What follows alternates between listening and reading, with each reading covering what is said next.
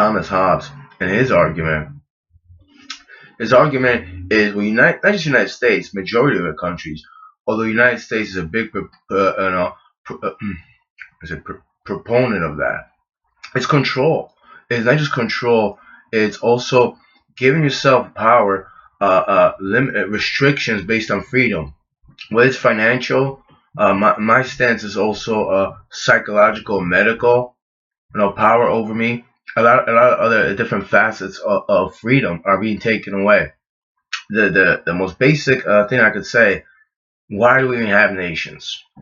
So other nations wouldn't attack. There wouldn't be any nations. All right, there will be other barbarians. Well, we live here. We have small communities. We're communities. We'll defend each other. There's militias in the United States, and this is one kind of reason I respect militias. Now it's whether you call it whatever you call it, it's outside of realm of government, if you will, and they partake in weapons. But just in case, they'll defend themselves. Now, a lot of times militias do not have the authority. We talk about police. Actually, we really don't need that. Small community where small communities bunched up together could take care of themselves, take care of each other. What we're really talking about is personal morality and accountability.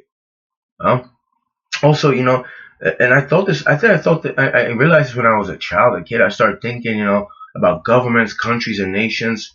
How it's not just done in a primitive manner. How we conform to the idea. Well, I'm this. I'm Polish. You're American. So another thing, I'm nationalist. I don't care for that. It's whether you call it imaginary or lying, it has a stronghold on a certain group of people and anything else. I mean, this has been going on for centuries, ever since development of modern civilization. Think about it, but it doesn't mean it's the most well-known construct to society as a whole. And the fact that we have laws, and like Hobbes talks about it, he talks about consequences of laws and how to sustain society so there wouldn't be chaos. From a natural, logical point of view, I mean, there will always be chaos.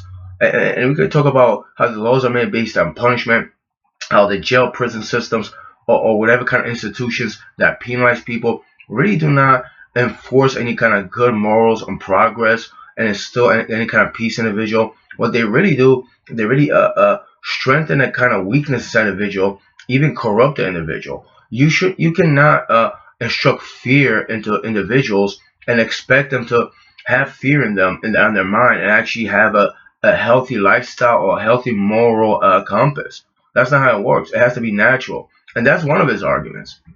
The basic thing about nation building, small communities, stronghold and power in other nation and countries. People have to. I mean, from a let's say a chess point stand of view. Let's say we have nations. Well, there's people that have power nations. We have no say whether they go to war or anything that happens. And democracy has its flaw in itself. We really don't need nations and all that power and let's say few or anybody. I just think it's society has been done as a whole. We all conform. We were born into this. It's 2025. For centuries, we're all born into this. As far as anarchy, I mean, I'm anti-government whatsoever. If you think about it, there could, from a logical perspective, maybe there could, if you have communities, there could be organizations that go around and help each other, but it has to be done with respect, also integrity. And there are people that deceive, and now we need people of power to combat those people that deceive. I think, from a logical perspective, and maybe I'm overthinking on semantics, if you deceive multiple times, you should be pushed away from that land. And if I talk about Scandinavia, those were the trolls. If you're that particular, it's a form of a metaphor, actually. If you're that individual, well, you cannot reside in our towns and cities. You steal, you hurt people, this and that, and we're not going to hurt you. You just need to go by the forest or past the forest. And I'm using an example of Scandinavia, how they had these trolls. It was ingrained in mythology, but then pushed around. And whatever you do, you stay out there. We live in the norms over here, and we protecting one another. If you think about Scandinavia, they actually have a much more peaceful government. They still have a government.